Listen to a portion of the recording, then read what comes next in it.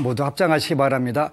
행복 시작 불행 끝. 행복 시작 불행 끝. 성공 시작 실패 끝. 성공 시작 실패 끝. 신의 행정에 오심을 환영합니다. 아미타불. 오늘은 그 보살 행증.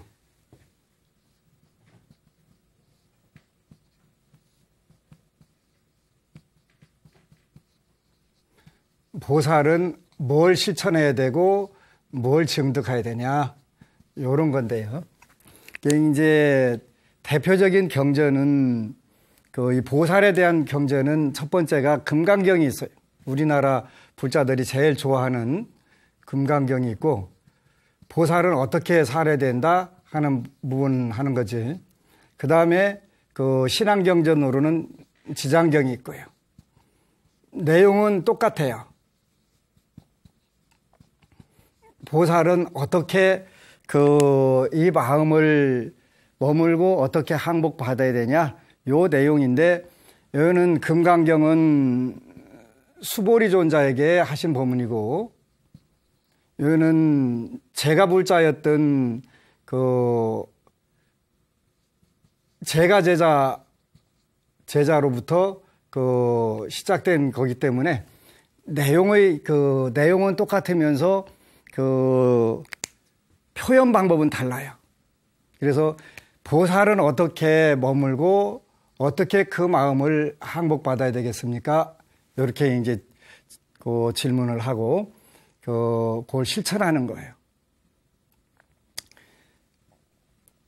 요 보살은 요 행에서 뭘 하라고 했냐면 사섭 육도를 실천해야 된다 그랬어요.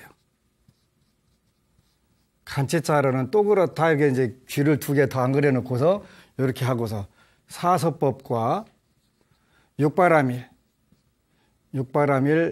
한자로는 도피한 그러죠. 그래서 사섭 육도를 실천하는 사람을 우리는 보살이라고 한다. 원래는 보디사트와,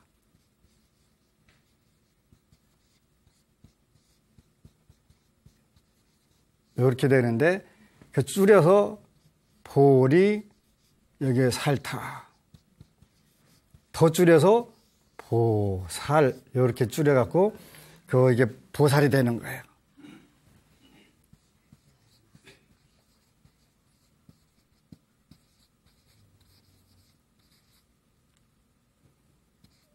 산스크리트는 보디사트와 이렇게 되는데, 그래서 이제 보리살타 반야신경에도 보리살타 할 때는 요걸 이제 보디사트와를 보디살타라고 하고 줄여서 보살.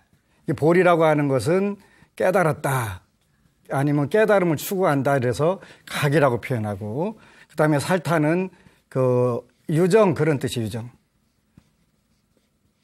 사람이란 뜻도 되고, 사람만 깨달을 수 있고 보살도를 실천할 수 있으니까. 물론 사랑을 표현하는 것은 짐승들도 더 표현하고 하지만, 근본적으로 깨달음을 추구하고 괴로움을 벗어나고자 하고 해서 그거를 하는 걸, 그래서 요거를 뭐라고 표현하면, 요건 위로는 상구보리, 그죠? 위로는 깨달음을 구하고, 그 다음에 하화중생. 그래서 이제 이게 우리가 보살이 가는 길, 그래서 보살도 이렇게 표현한 거예요. 보살도라고 하는 것은 상구보리 하화중생이다. 깨달음을 추구하고 추구하는 중생이다. 하와 중생들을 교화하기 위해서 사서법과 육바라밀을 실천을 하는 그런 분을 보살도라고 한다. 이렇게 요런 부분들인데, 이제 오늘은 요것과 관련해서 업에 대해서 공부를 하는 거예요.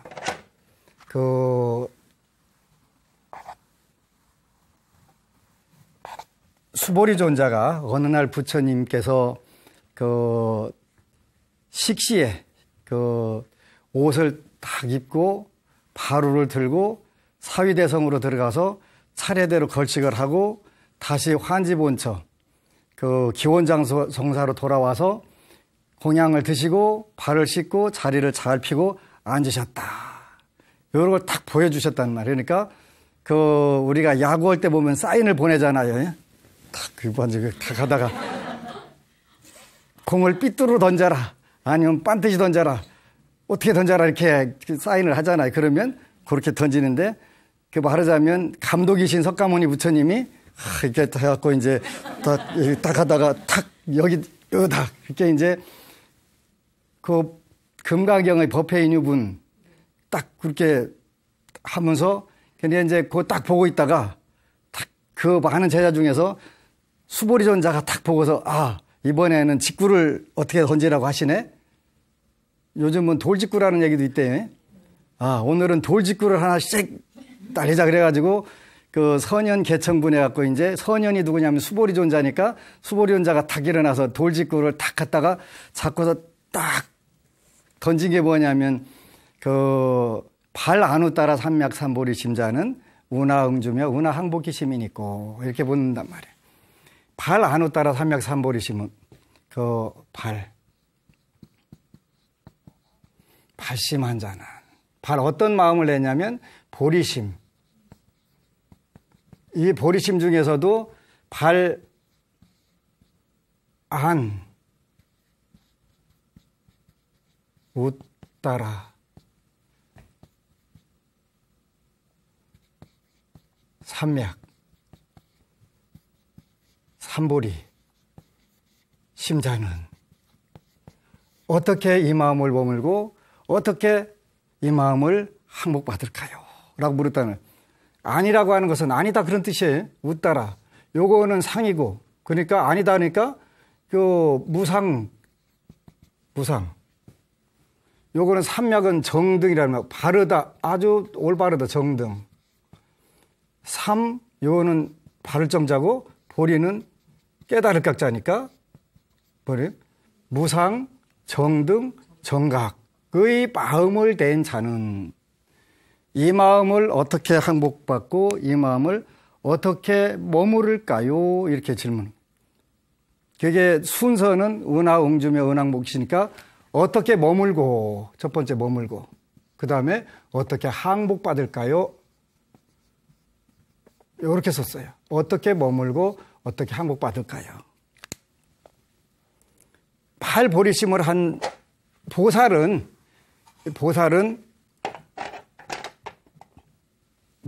어떻게 머물고 어떻게 이 마음을 항복받아야 될까요? 이게 이제 보살이 해야 될 일들이거든요. 지장경에 보면은 부처님의 상호가 천복으로 장엄된 것을 보고 어떻게 하면 부처님처럼 그렇게 아름답고 멋지게 생길 수가 있을까 이랬더니 끝없는 미래에 모든 중생들을 고통으로부터 구제하게 되면 그렇게 된다. 나도 한번 해볼래요. 한 것이 뭐냐면 발심, 마음을 낸 거예요. 해볼래요. 그래 그때부터 이제 복을 짓는 걸 끝없이 하는 거예요. 근데 이제 복이라고 하는 것은 여러분들이 우리 불자들이 얼마 전에 어느 스님이 한국 불교는 전부 다 기복만 하고 있다. 이렇게 해가지고 이제 아주 엄청나게 인터넷에서 떴던 적이 있는데 원래 기복이라고 하는 말이 복을 빌다 그런 이게 빌기자거든요. 빌기자. 요거는 복자고. 복을 비는 신앙. 그걸 우리가 기복신앙 그래요.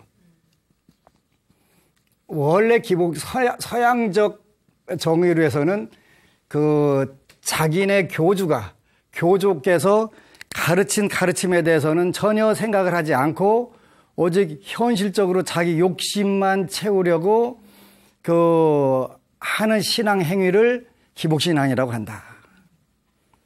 그러면 한국 불교는 기복 관점에서 보면 기복신앙 부분들이 있어요.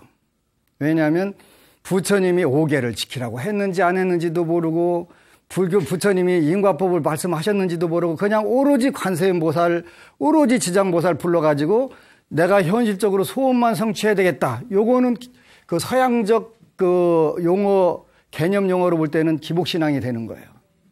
서양적 개념. 동양적 개념은 좀 달라요. 불교에서 말하는 기복신앙이라는 것은 복이라고 하는 개념이 뭐냐면 늘 얘기해 줬는데 선연, 그렇지? 선연. 좋은 인연이다. 좋은 인연을 비는 것은 이게 서양적 개념의 기복신앙하고 달라요. 현각 스님이 말씀하신 기복신앙이라고 하는 것은 이거를 요 개념이에요. 서양 개념이에요.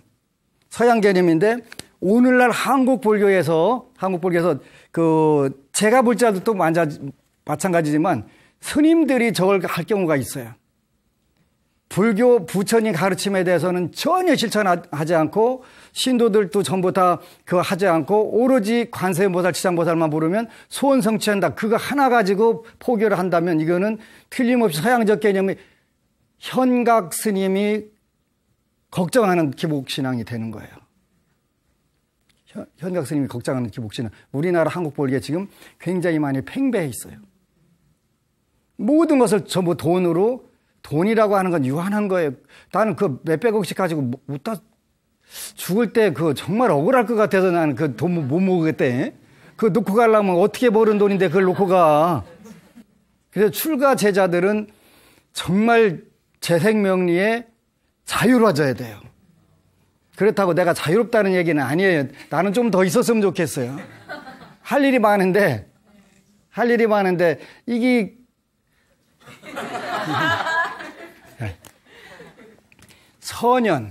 선연이라고 하는 의미 때 동양의 불교적 의미는 굉장히 중요한 기복을 해야 되는 거예요. 저처럼 운명에서 재물과 무재, 무관, 재물도 없고 관운도 없는 거예요. 이래 되면 이 세상살이 하는데 살기 아주 팍팍해요. 힘든 거예요. 그런데 이것도 부처님 법에서는 바뀔 수가 있어요. 무제한으로. 이게 불교의 묘미가 되는 거예요. 이게 만약에 다 갖춰졌으면 틀림없이 이 부분을 연구를 안 했을 거예요. 지금은 수많은 불교 텔레비전 나가고서 많은 불자들을 만나면서 한 6년 동안에 5만 명 정도 만났는데, 저 많이 만났어요. 많이 만났는데 지금은 운명에서 성공을 못할 사람이라든가 행복을 못할 사람이라든가 이게 없는 거예요. 이게 보이기 시작하는 이제. 이게 좀 20대 초반에 보였었으면 얼마나 좋았을까. 하루하루 사는 게 아깝다니까 내가 갈날이 아직도 60년은 남았지만 120살까지 살기로 했으니까 그래도 아깝잖아. 이게 20대 초반이라든가 10대 후반에 알았다면 정말 많은 분들에게 긍정 마인드를 가지고 그 인생을 정말 더 행복하게 만들었을 텐데 하는 생각을 하면서 그래도 지금이라도 알았으니까 얼마나 좋아요. 그거 모르고 하는 사람도 많은데 죽을 때 가서 숨 넘어갈 때서 철드는 사람들도 있긴 있거든요. 그나마 그것도 다행이에요. 철 안 들면 큰일 나는데. 그래서 무제한으로 바뀌었다.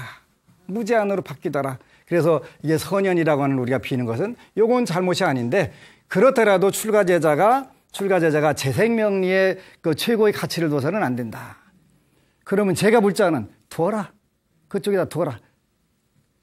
한국 불교는 제가 불자들은 수행한다고 난리치고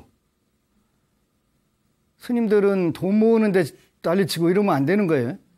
여러분들은 돈 모으는데 난리치는 건 괜찮아요. 여러분들이 본분이 그거니까. 여러분들이 본분은 공양을 올리는 거예요. 제가 불자의 본분은 공양 올리는 거예요. 남방불교 가면 아침부터 공양해갖고 밥부터 해갖고 다 올리고 하잖아요. 그죠? 여러분들이 권리자 의무예요. 그러니까 그거 하는 거는 중요한 거예요. 남방불교에 태어난 스님들이 행복한 부분도 있고 안 행복한 부분도 있는데 남방불교 스님들이 와 계시면은 그분들은 일단은 손가락도 까딱 안 하시더라고요. 그래서 한국에서 주지하려면 더 베스트 워커, 그 다음에 하드 워커다. 아주 중노동을 해야 그때 중은 스님이란 뜻인가 무거울 중자인가 하여튼 둘 중에 하나 해야 된다. 그래야 된다. 그렇게 하여간 제가 그 아침부터 일어났고 중노동을 하는 걸 보고서 그런 부분에서 보면 남방불교 스님들이 행복한 것도 같고 또 내가 할 일이 많아서 그냥 아침부터 밤늦게까지 뛰어야 되는 거 보면 내가 행복한 것도 같고 그런데 역시 나는 한국 체질이 맞는 것 같아요. 그래서 이제 우리가 이 복이라고 하는 것은 선현이라고 그랬는데 그 선현이 되는 방법은 뭐냐면 업과 관련된 거예요. 업과. 몸으로 짓는 업. 그죠? 입으로 짓는 업. 뜻으로 짓는 업. 요걸 우리가 삼업 그런다. 그러지? 삼업. 이것을 벗어나서는 다른 업이 없어요. 몸과 입과 뜻으로만 짓는 거예요. 전부 다. 그래서 우리가 몸을 어떻게 쓰고 그 입을 어떻게 쓰고 뜻을 어떻게 쓰느냐에 따라서 선업이 될 수도 있고 악업이 될 수 있다는 거예요. 그게 그 인간적 도덕에 맞든 안 맞든 맞느냐 안 맞느냐 대중의 이익에 맞느냐 안 맞느냐 요거에 의해서만 이루어지는 거예요. 불교 이렇게 공부하니까 쉽네. 정목적 그러지? 몸으로. 그렇게 또 천수경에 보니까 시박참에 보니까 몸으로 하는 것은 살생, 도둑질, 사음 요거 있네. 살생 여기까지만 하면 살자가 무슨 자인지 기억 못 해가지고 또 고민할까 봐서 도둑질, 사음 요 세 가지가 있더라. 아 그렇구나. 몸으로 그러면 사람을 어떤 경우에도 사람 죽이면 안 된다는 거예요. 그러죠? 어떤 경우에도. 근데 일단은 관세음보살 보문품 보니까 물속에 들어가도 얕은 데로 떠밀려 오고 불 속에 들어가도 물구덩이로 바뀌고 이 뜻은 뭐냐면 그쪽하고 인연이 없어진다. 그래 나쁜 쪽으로 인연이 없어진다. 내가 어떻게 하면 이런 생각 자체를 전부 다 살생하게 도둑질 이런 걸 안 하려고 마음먹게 되면 거기와 인연들이 자꾸 멀어져 간다. 멀어져 간다. 그 나쁜 쪽은 멀어져 가는 게 좋아요. 그렇지? 그다음에 입으로는 나쁜 말 있고 꾸민 말 있고 그 이간질 있고 거짓말 있고 그죠? 요 네 가지 외에는 없어요. 입으로 할 수 있는 것 중에서 나쁜 거나 업이 되는 거는 거짓말, 이간질, 꾸민 말, 나쁜 말 요 네 가지를 할 수 있는 거예요. 그러니까 이걸 좀 줄여보자. 나는 입만 열으면 거짓말인데 좀 줄여보자. 그래서 입만 열면 남의 빌빌 꽈가지고 이간질 시키고 제가 아는 분들이 꽈배기과 출신인지 뭔 얘기만 딱 보면 그걸 꽉 비틀어가지고 얘기를 하죠. 그러면 기분 좋아져요? 나빠져요? 되게 나빠져요. 그래, 그 다음부터는 가능하면 말을 안 섞으려고 이렇게 살살 돌리지요. 돌리지. 이것이 선현이 될 수도 있고 악연이 될 수 있는 것인데 똑같은 입인데 어떻게 쓰냐에 따라서 선현도 될 수 있고 악연도 될 수 있다. 굉장히 무서운 거예요. 무서운 거예요. 그래서 입으로는 이제 몸으로는 자비롭게 하라고 하니까 우리 그 전세금 빼다가 뭐 좀 사줘가면서 할까? 그런 거 자비롭게 하라는 게 아니에요. 요거 반대로 하는 게 자비로운 거예요. 그리고 입으로는 그 고운 말씨를 쓰면 된다. 고운 말씨. 고운 말씨. 고운 말씨를 쓰면 남들이 다 듣기도 좋아하고 대화하고 싶어 하는 거예요. 고운 말씨라고 하는 것은 내용도 고와야 되는 거예요. 그렇죠? 립스틱 짙게 바르고 그게 고운 입술이 아니고 고운 말씨. 아, 그런 거구나. 뜻으로는 그 탐욕과 분노와 그 우치, 어리석음. 이것이 삼업이 되는 거예요. 그래서 몸으로 짓는 거 3가지, 입으로 짓는 거 4가지, 뜻으로 짓는 거 3가지. 이거 합쳐보니까 10악업 그런 거죠. 10악업. 그 뜻으로는 어떻게 하면 가장 좋을까? 그랬더니 넓은 마음이네. 넓은 마음. 이렇게 삼업을 이렇게 쓰게 되면 이게 다 선업으로 돌아가게 된다. 오, 그것도 쉽네. 현실에서 상황에서 들어가면 안 쉬워요. 그러죠? 안 쉬워요.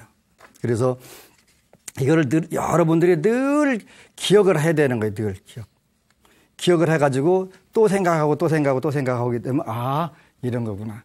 그래서 천수경에 그 시박참회가 매일 살생중재 금일참회, 투도동제 금일참회, 삼륜 금일참회.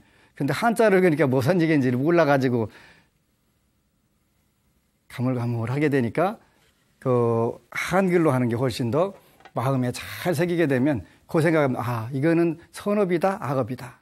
내 운명 내가 짓고 내가 받는 것인데 이 부분 내가 앞으로는 당장 내 뭐는 안 되더라도 고운 말을 한번 써봐야 되겠다. 고운 말을 써봐야 되겠다. 이렇게 되면 고운 말을 쓰게 되면 그 말 한마디에 천냥빚도 갖게 되고 가는 말이 고우면 오는 말도 곱게 되고 그러지? 저절로 운명이 열리게 된다. 언제까지 해야 됩니까? 라고 부처님께 그 누가 질문을 하셨더라고요. 습관이 되면 네 운명이 바뀐다. 그래. 습관이 되면 그것이.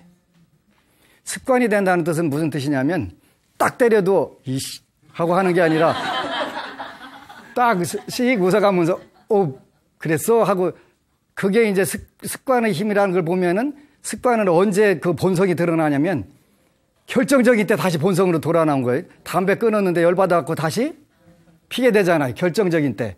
그때 넘어가야 되냐 그 습관이라고 하는 거예요. 그래서 우리가 생각이 바뀌면 당연히 그 행동이 바뀌게 되겠죠. 행동이 바뀐다면 행동이 바뀌면 이게 습관화가 되는 거예요.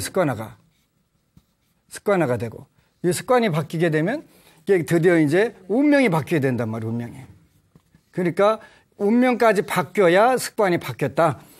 평소 같으면 열 받아서 한방 대판 뒤집어졌을 텐데 탁 참고서 재밌게 그냥 싹 지나가니까 그래서 그날 굉장히 어려운 일이 벌어져야 되는데 싹 넘어가고서 운명이 바뀌게 된다. 운명이 바뀌게 된다. 그렇게 선업의 그 작지만 그 일념이 한 생각이 딱 일어나면서 선업으로 선연이 딱 맺어지니까 행동에서 자연스럽게 나오고 습관이 되고 그 다음에 운명이 바뀌더라. 그래서 운명은 일념에 달렸다라고 하는 이유가 거기에 들어있는 거예요. 거기에. 그래서 이렇게 우리가 삼업이 있고 그 다음에 또 여러 가지 분류를 하는데 업에는 공업과 별업이 있다. 공업과 별업. 그러니까 그 공통적으로 받는 업이 있고 별업이 그 특별하게 받는 경우가 있다. 공업이라고 하는 것은 공통적으로 받는 업, 이걸 우리가 공업 그렇게 하는 공업. 공통적으로 받는 것. 그 다음에 아니면 동업이라고 돼, 동업이라고도. 공업중생, 동업중생 그러잖아요, 그지? 똑같은 거예요. 이런 게 있으면은 여기다가 불자 붙여갖고 불공업이라고도 하고, 다르다 그래갖고 별업, 이렇게도 쓰는 게 별업. 무슨 뜻이냐면, 한반도에서 남쪽에 태어난 사람들은 대한민국 사람이라고 하는데, 일단은 전부 그 여권을 다 대한민국 국민으로 받는다. 이건 공업이에요, 공업. 우리가 못 살을 때 한국 여권 가져가면 그 공항에서부터 아주 무시를 당해요. 지금은 안 당해요. 이건 국가와 모든 국민들이 한마음 한뜻이 돼서 새마을 운동을 하고 뭐 잘해가지고 국격이 올라갔기 때문에 전체적으로 대우를 받는 거예요. 그 속에서도 이제 이번에 그 올림픽 가가지고 박인비 선수가 그 골프로 금메달을 땄어요. 그러지? 사실 뭐 내가 기뻐해야 될 일이 없는데 기뻐해요. 왜? 공업에서 같이 한국인이라고는 국적을 가지고 있는 분이 떴으니까 기쁜 거예요. 다른 사람들은 기분 나빠요. 다른 국적을 가진 사람들은 뭐 기분 나쁠 일은 없지만 덜 기쁘다는 얘기지. 그런데 그 한 사람이 별업, 자기의 좋은 장점으로 금메달을 따서 모든 국민이 다 기뻐하고 전 세계 사람들이 기뻐하는 것을 우리가 한 사람이 별업을 져가지고 모든 사람들이 다 기쁘게 하는 방법이 있어요. 이런 건 공덕이 커요. 그런데 어느 경우든 복은 자기가 진 건 자기가 받아요. 그 불교의 법에서는 자기가 짓는 업은 자기가 지은다, 받는다라고 돼 있는데 어떻게 그렇게 될 수가 있냐? 지난 법회에도 내가 얘기를 했는데 중국에 어떤 그 거부가 있었어요. 큰 부자가 있었어요. 거부가 계신데 요 분이 아들이 형제가 있어요. 근데 이 동생이 나이가 어려요. 요건 크고. 그래서 이제 유언을 내려가지고 너는 90% 갖고 10% 줘라 그랬는데 요것도 안 주고 100% 하고서 싹 내쫓아 버렸어요. 그러니까 이건 부자로 살아요. 그죠? 100% 그걸 우리가 그 독식했다고 하나 그러지? 독식하고 여기는 쫓겨났으니까 아주 가난하게 사는 거예요. 아들을 낳았어요. 부자로 살아요. 이렇게 아들 낳았는데 또 가난하게 살아요. 손자를 낳았어요. 부자로 살아요. 이 집은 대물림해 갖고 가난해요. 그래서 이 친구가 너무 생각해 보니까 억울한 거예요. 억울해서 우리 할아버지 원수를 내가 갚아야 되겠다. 원수를 갚아야 되겠다. 이거를 시작해버려야 되겠다. 그래가지고 이제 잘 일단은 신뢰를 받고 이제 꼬셔가지고 산에 가서 죽이려고 잘 유인해가지고 데리고 갔는데 마침 그 산 속에 그 오두막집이 하나 있는데 스님이 한 분 계신 거예요. 아주 노스님이 계신 거예요. 이리 와. 그래서 거기서 이리 앉아봐. 그러면서 이분은 이제 3세 인과를 아시는 분인 거예요. 3세 인과를 알면서 너네들은 이렇게 왔지? 그랬더니 깜짝 이제 들켰잖아요. 그죠? 내가 사실 너무 억울해서 우리 그 할아버지, 전 재산을 다 뺏긴 우리 할아버지, 내가 원수를 갚으려고 이렇게 왔다. 그 고승이, 도스님이 3세 인과를 참 환하게 보시는 분이니까, 야, 인과란 이렇게 무서운 것이로구나. 무슨 뜻입니까? 그랬더니, 요 할아버지는 어디 가서 태어났냐면, 요 친구고, 뺏긴 사람은 자기 재산 찾아갖고 여기로 가서 태어나고, 자기 재산은 자기 재산 찾아가야 될 거 아니에요. 그지? 자기 복 다 누렸으니까 남이까지 뺏었으니까 업을 받아야 될 거 아니에요.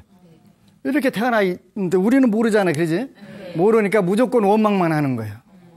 근데 내가 복을 지어갖고 남이 받는 방법은 절대 없다. 만약에 그 법이 틀리면 불교는 존재하지 않는다.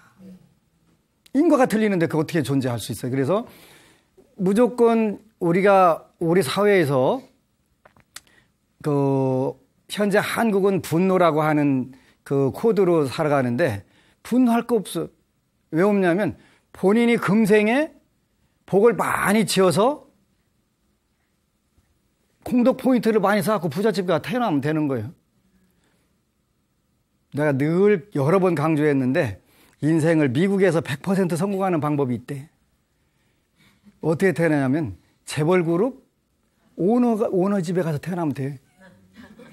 그러면 빌 게이츠네 집 가서 태어났거나 스티브 잡스네 태어났거나 그러면 무조건 인생 거기서부터 시작하는 거잖아요. 금생에 텄네. 그지? 안 되지? 이거 튼 거예요, 여러분들. 100% 성공하는 방법은 여러분들이 부잣집에 재벌가 오너집에 오너에 가서 태어나면 거기 가면 된단 말이에요. 여러분도 그렇고 나도 그렇고 꽝이에요, 꽝. 안 되죠, 꽝. 그러면 50% 하는 방법이 있대. 그러면 배우자를 재벌가 맞으면 되는 거예요, 그러지? 그것도 꽝이야? 그것도 꽝이야? 네. 10% 성공하는 방법, 미국에서 10% 성공하는 방법은 재벌 친구를 만나는 방법이 있대. 재벌 친구를. 이것도 조금 어렵습니까? 네. 1% 확률, 내가 노력해서 성공하는 방법. 1%라도 있으면 되는 거예요. 없는 경우도 있어. 그럼.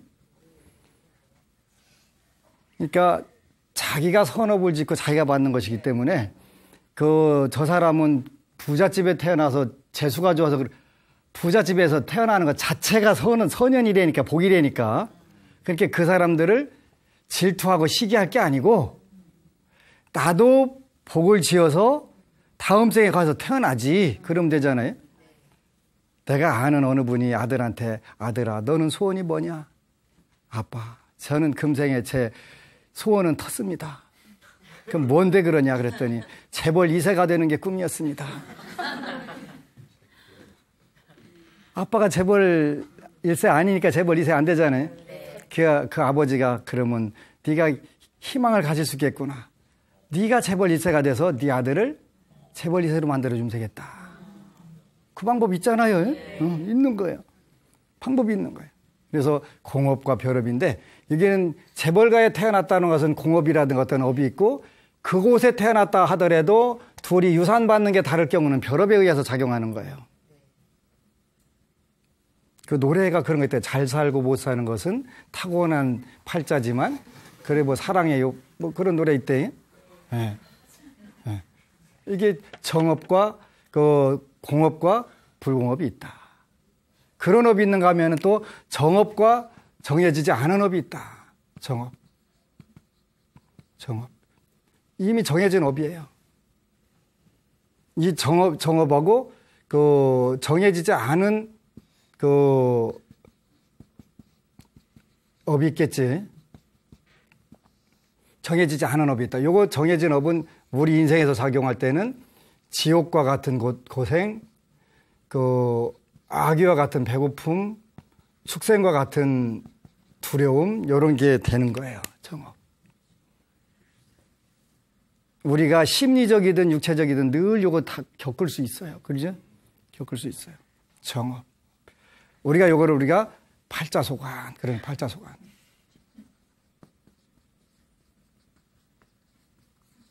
그러면 이거를 금생에 금방은 못 바꾸더라도 우리가 선연을, 복을 자꾸 지어나가면 인과는 소멸되지 않는다. 그거를 내가 충분히 그거를 받아내지 않으면 소멸되지 않는다고 그랬으니까, 큰일 났네. 그러니까 안 짓는 게 제일 좋은 거예요. 그런데 안 질 수가 있나? 안 짓고 절대 못 살아, 사바세계는. 안 되는 거예요. 그러면 어떻게 되냐면 거기에 상응하는 만큼 선연을 맺으면 돼, 선연을 맺게 되면 자연스럽게 요게 이제 희석이 된단 말이에요, 희석. 소금을 한 컵에다가 집어넣고 물 조금 넣으면 짜서 못 먹어요. 바켓스에다가 한 컵 넣으면 조금 덜 짜요. 드럼통에다 집어넣으면 조금 덜 짜요. 한강에다 한 컵 넣으면 표시 안 나요. 그지? 업을 희석하는 방법이에요. 희석하는 방법. 그러면 그 복이 없을 때 지옥 악이 축생이 받으면 그냥 가는 거예요. 그지? 그냥 가는 거예요. 근데 우리가 복력이 많을 때는 지옥 고통도 돈으로 때울 수 있고 악의 고통도 돈으로 때울 수 있고, 그래서 우리가 사회에서는 뭐라고 하냐면 유전무죄, 무전유죄.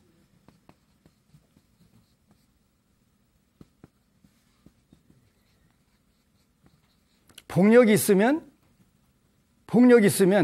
많은 부분이 돈이 떼어주는 거예요.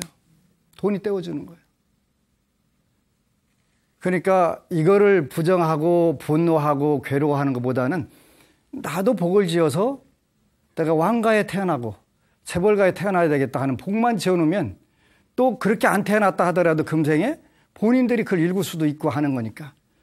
읽어놓고 제일 중요한 거는 어떻게 쓰느냐 하는 부분이 중요한 거예요. 어떻게 쓰느냐. 어차피 모아놓고 못 가져가거든요. 그러니까 그 부처님께서는 업을 지을 때 뭐를 어떻게 지라고 했냐면 가져갈 수 없는 것이 세 가지가 있다. 첫 번째, 몸뚱이 못 가져간다. 못 가져가는 분 보셨나요? 네. 목숨도 못 가져간다. 숨 넘어가면 끝이니까. 그 다음에 재물도 못 가져간다. 근데 이걸 가져갈 것 같이 착각이 드는 경우가 있어요. 착각이 가져갈 것 같이. 그래서 천년만년 살으려고 별의별 수로 다 쓰는데 돼, 안 돼요? 안 돼요. 견뎌 안 된다는 걸 아는 거예요. 안 되는데 알면서도 절대 이걸 못 놓는 거예요. 불교에서는 이게 유한한 것을 인정하자는 거예요. 자꾸 유한하자는 걸 인정하는 게 삼법인이라고 하는 거예요. 재행무상, 재범무와 일체계고. 이거는 자칫 잘못 떠게 되면 굉장히 좋고 유용한 것이지만 자칫 잘못하면 그게 일체계고 모든 괴로움을 전부 만들어내는 원흉이 될 수가 있다. 없을 때는 양잿물이라도 큰 거 먹고 그냥 어떻게 했으면 좋겠는데, 그지? 양잿물이라도 큰 거 이왕이 먹는 거.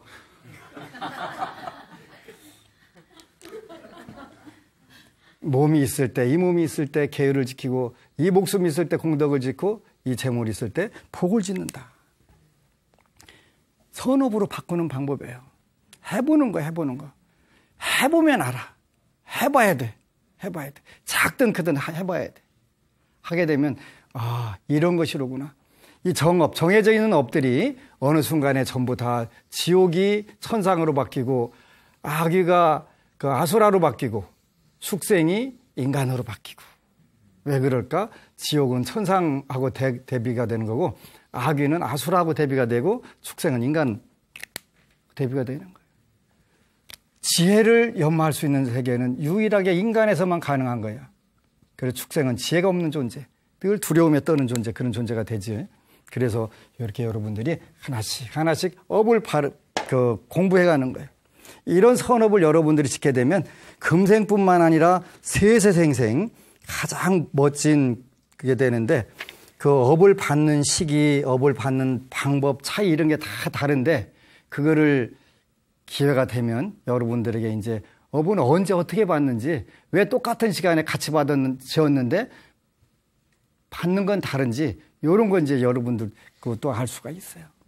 그래서 일단은 이런 교리를 장황하게 늘어놓으면서 보살행을 어떻게 해야 될 건가 유도하는 거는, 이걸 개념을 여러분들 정확하게 알면 하나하나 실천할 때 구체적으로, 선업이라고 하는 것은 아까 뭐라고 했냐면 인간적 윤리를 지킬 줄 알아야 되고, 대중적 이익 두 가지를 합치될 때 우리가 선업이라고 한다. 무조건 착한 게 선업이요? 그래갖고 남의 돈 빌려주고서 본인도 뛰고 옆에 사람도 망하게 하고 이렇게 하게 되면 그거는 윤리적 도덕으로, 인간적 윤리로는 맞나 모르는데 대중적 이익에는 안 맞게 되기 때문에 선업이 안 되는 거예요. 이렇게 하나하나 구체적으로 대보면 여러분들이 지혜가 생기는 거예요. 아, 이 부분은 스님이 이렇게 말씀하셨는데 그 부처님 말씀 때 이렇대, 얘는 이렇게 조심해야 되겠네. 이렇게 다 가는 거예요. 그래서 그 교학을 정확하게 알게 되면 실수를 덜 저지르는 거예요.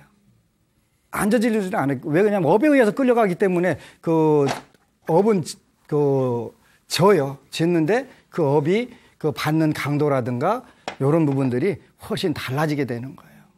그래서 여러분들이 교학을 꾸준히 공부해 가면서 가르쳐 줄 게 많기는 한데 이제 시간이 너무 빨리 가는 게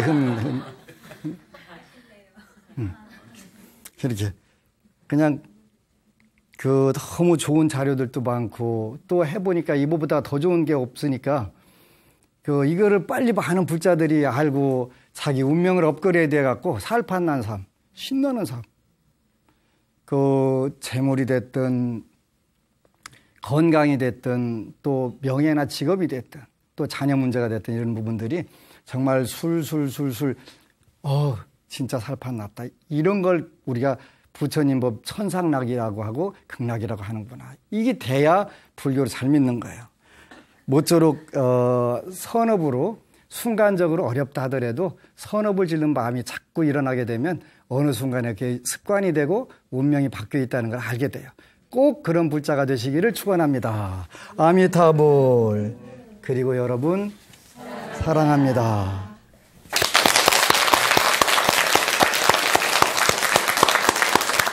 고맙습니다.